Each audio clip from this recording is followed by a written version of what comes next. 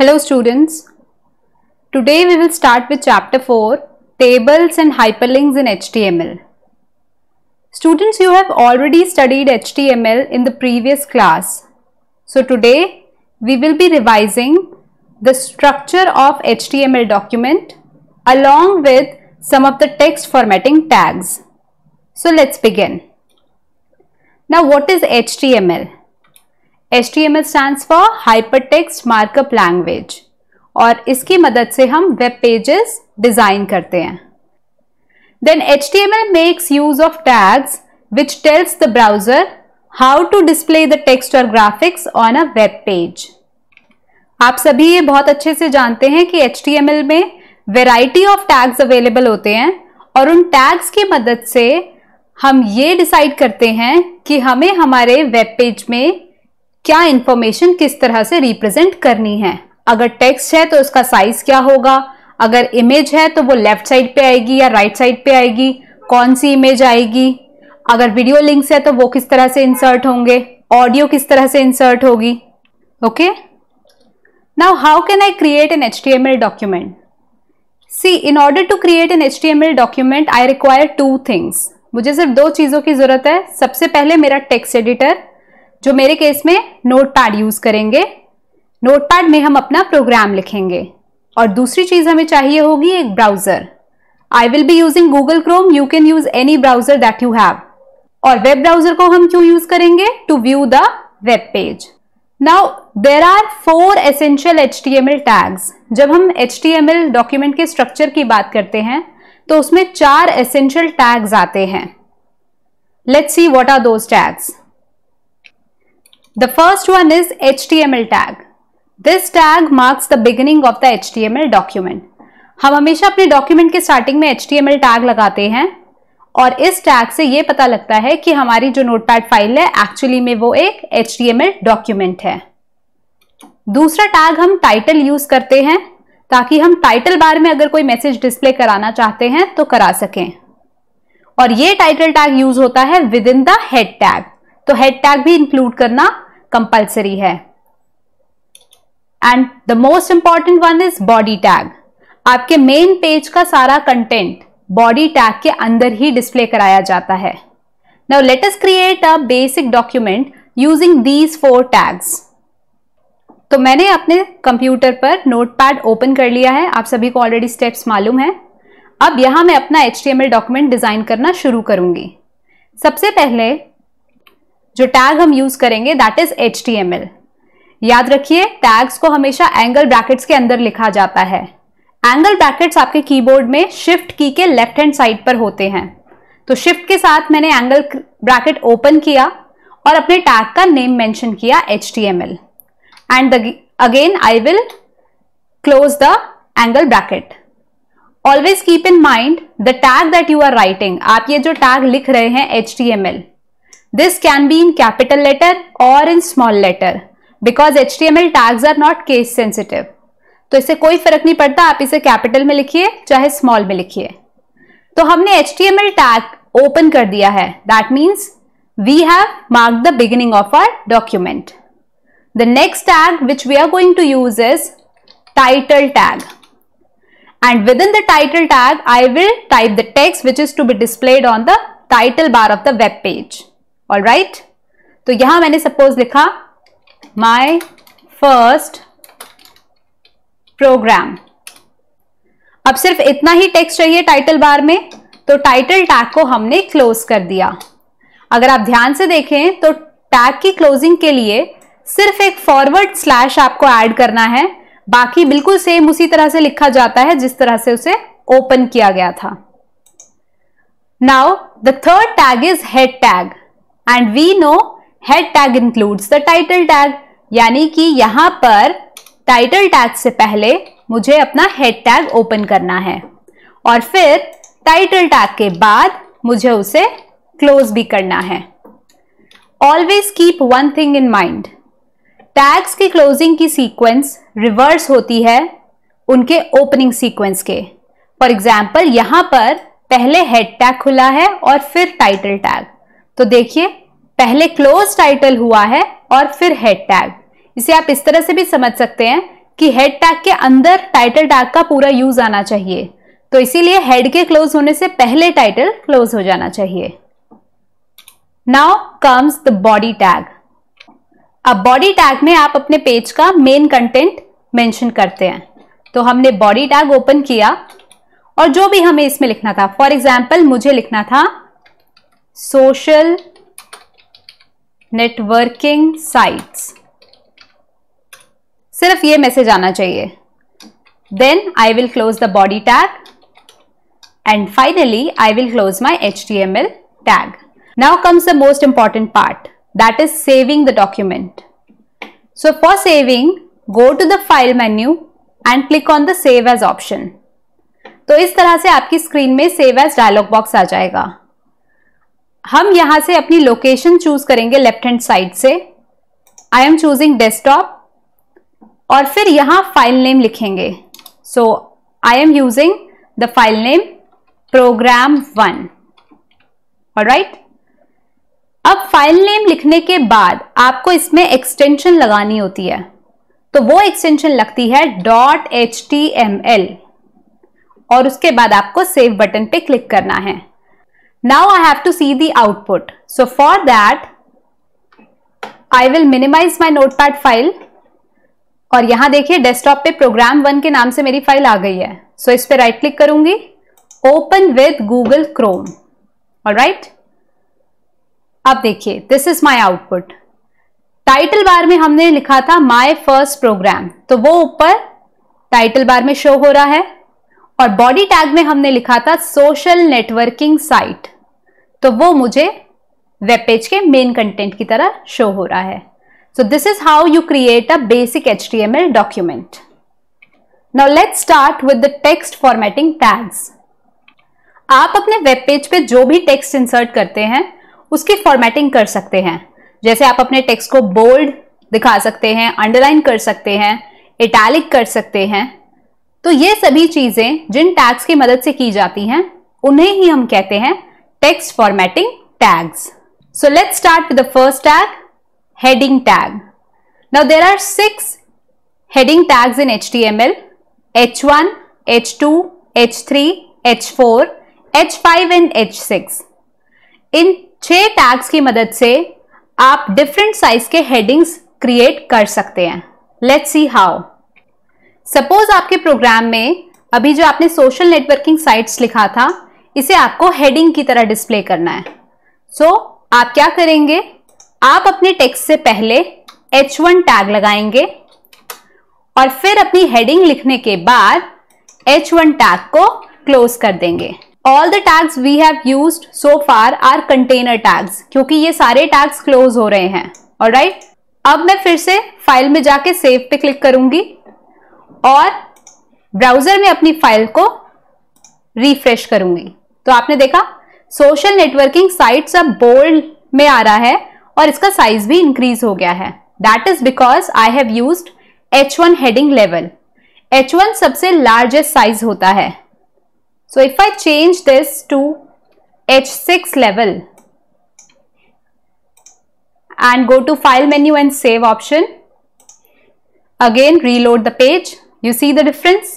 This heading is written by using H1 tag and this is by using H6 tag. The next tag is paragraph tag.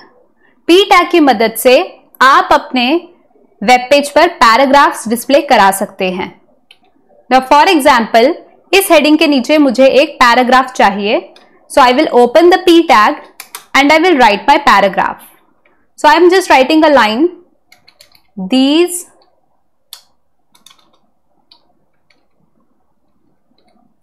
websites help us to stay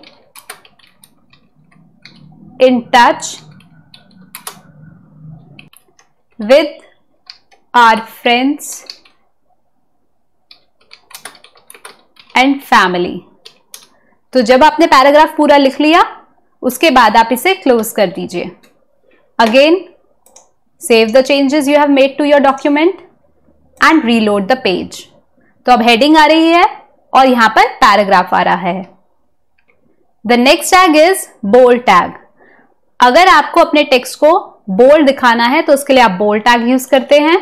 इसी तरह से I tag होता है उसे italic करने के लिए, और इसी तरह से यू टैग होता है अंडरलाइन करने के लिए। तो चलिए देखते हैं इन तीनों को किस तरह से यूज कर सकते हैं। अब सपोज मैं चाहती हूं कि मेरा पैराग्राफ बोल्ड हो जाए, तो पैराग्राफ स्टार्ट होने के बाद यहां पर मैं बी टैग ओपन करूंगी और पैराग्राफ क्लोज होने से पहले मैं इस बी टैग को क्लोज भी कर दूंगी। तो अब देखिए आपके पैराग्राफ बोल्ड हो गया है।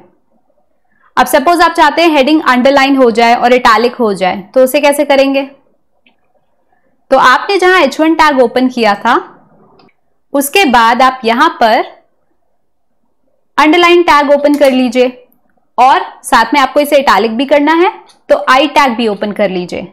इट डजेंट मैटर आप इन दोनों में किसको पहले लिखें और किसको बाद में, क्योंकि दोनों ही टैग्स की फॉर्मेटिंग इस हेडिंग पे अप्लाई होगी। क्लोजिंग में ध्यान रखिएगा क्योंकि आई टैग लास्ट में खुला है तो सबसे पहले अब वो ही क्लोज होगा, उसके बाद यू टैग। अब आपकी हेडिंग थोड़ी सी टिल्ट हो गई है क्योंकि हमने इटैलिक यूज करा और अंडरलाइन भी हो गई है। The next formatting tag is centre tag. अगर आपको आपके पेज पे सेंटर पे कोई टेक्स्ट डिस्प्ले कराना है तो उसके लिए आप इस टैग का यूज करते हैं। सो फॉर एग्जाम्पल मैं चाहती हूं कि ये हेडिंग सेंटर पे भी लिखी आए, तो अब दोबारा से आप यहां पर सेंटर टैग ओपन करिए और फिर सेंटर टैग को क्लोज भी कर दीजिए। अब आप देख सकते हैं आपके पेज की हेडिंग सेंटर में शिफ्ट हो गई है। Alright, now the next tag is superscript tag, SUP. This tag is used to display the text slightly above the baseline. इसका क्या मीनिंग है? जैसे आप मैथ में इक्वेशंस लिखते हैं x square plus y square, right? आपने नोटिस किया होगा वो स्क्वायर आपके x से थोड़ा सा ऊपर लिखा जाता है। तो अगर आपको उस तरह का इफेक्ट चाहिए आपके वेब पेज पे तो आप सुपरस्क्रिप्ट टैग यूज करेंगे। जैसे सपोज आप x स्क्वायर इस तरह से लिखना चाहते हैं, सो for that you will use superscript tag. Now suppose मेरी हेडिंग में ये जो वर्ड है साइट, ये मुझे सुपरस्क्रिप्ट की तरह शो करना है। तो उसके लिए मैं क्या करूंगी, इस वर्ड से जस्ट पहले SUP टैग ओपन कर दूंगी और इस वर्ड के जस्ट बाद SUP टैग को क्लोज कर दूंगी। अब देखिए सोशल नेटवर्किंग ये आपका बेस था और साइट देखिए कहां ऊपर उसमें शो हो रहा है। So this is because we have made use of superscript option. अगर इसी वर्ड को मैं सबस्क्रिप्ट से करूं, सपोज यहां पे मैं SUP की जगह SUB यूज कर लूं, अब हमारा ये जो वर्ड था ये बिलो द बेसलाइन शो हो रहा है। Alright, so this is the use of subscript tag. So we can say that the subscript tag is used to display the text slightly below the baseline. The next tag is strikeout tag. अब अगर हमें इस तरह का effect चाहिए कि हमने कोई टेक्स्ट लिखकर उसे कट किया है, फॉर एग्जाम्पल ये हेलो लिख के मैंने कट किया है, तो इसके लिए हमारा स्ट्राइक टैग यूज होता है। अब मैं चाहती हूं कि इस पे स्ट्राइक थ्रू इफेक्ट आए, तो अगेन हेडिंग के शुरू होने से पहले I will open the strike tag और हेडिंग के कंप्लीट होने के बाद स्ट्राइक टैग को क्लोज भी कर देंगे। अब देखिए आपकी हेडिंग में स्ट्राइक थ्रू इफेक्ट आ गया है। The next tag is font tag. Actually में फॉन्ट टैग का काम होता है आपके टेक्स्ट का कलर चेंज करने में हेल्प करना, स्टाइल ऑफ राइटिंग चेंज करने में हेल्प करना। तो फॉन्ट टैग के साथ हमें बहुत सारे एट्रीब्यूट्स यूज करने पड़ते हैं। So let us first understand what are attributes and then we will discuss the font tag. So what are attributes? They provide additional functionality to the tag. आपके tag के साथ एट्रीब्यूट ऐड होकर उन tags की functionality में कुछ improvement कर देते हैं।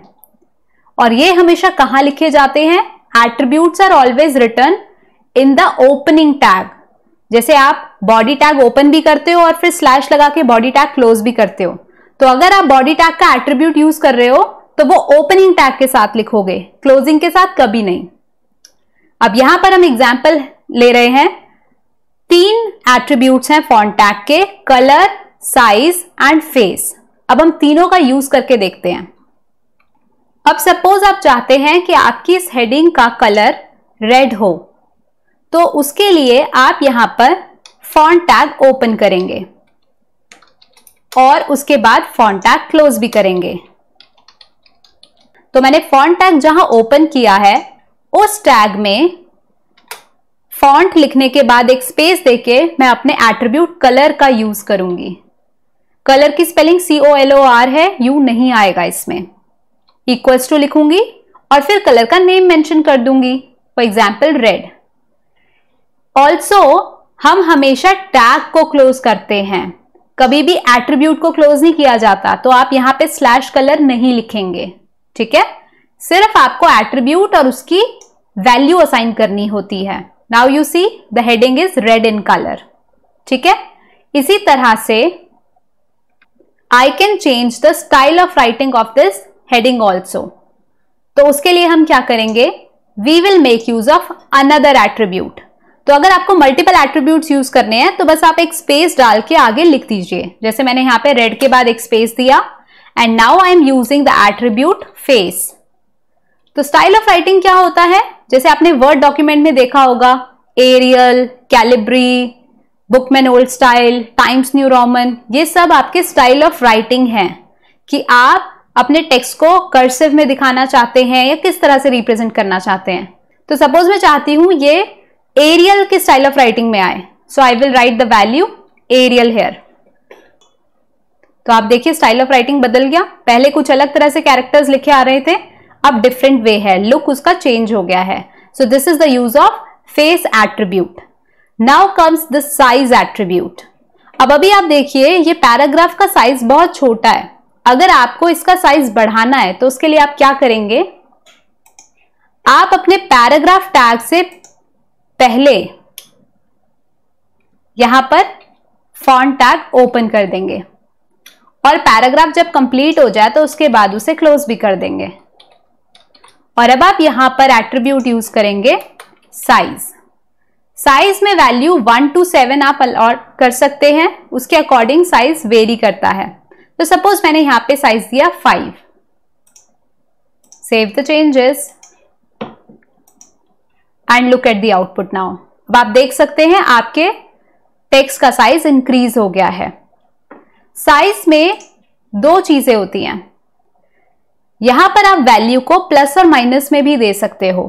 तो उससे क्या होगा, उससे यह होता है कि आपका प्रीवियस इस फॉन्ट से पहले जो भी फॉन्ट का साइज था, तो इस पैराग्राफ से पहले तो हेडिंग ही थी, तो इस हेडिंग का जो भी साइज होगा, अगर आप यहां पे माइनस वैल्यू देते हैं तो वो उससे उतना कम होगा, और अगर आप यहां पे प्लस वैल्यू देते हैं तो वो इस साइज से उतना इंक्रीज होके आएगा।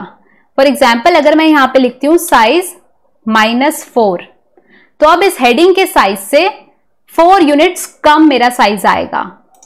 Save the changes and you see the output कितना छोटा होगा, क्योंकि ऑलरेडी छोटी ही है हेडिंग और उसमें भी हमने -4 साइज कर दिया है। अब हम प्लस करके देखते हैं। What if I change this to +5, तो अब इस हेडिंग के साइज से 5 यूनिट्स बढ़कर आना चाहिए। So again save the changes. अब देखिए आपकी हेडिंग से बड़ा आपका पैराग्राफ हो गया साइज में। तो this is the use of size attribute. Well, that's it for today's video. Here are all the key points. Go through them carefully.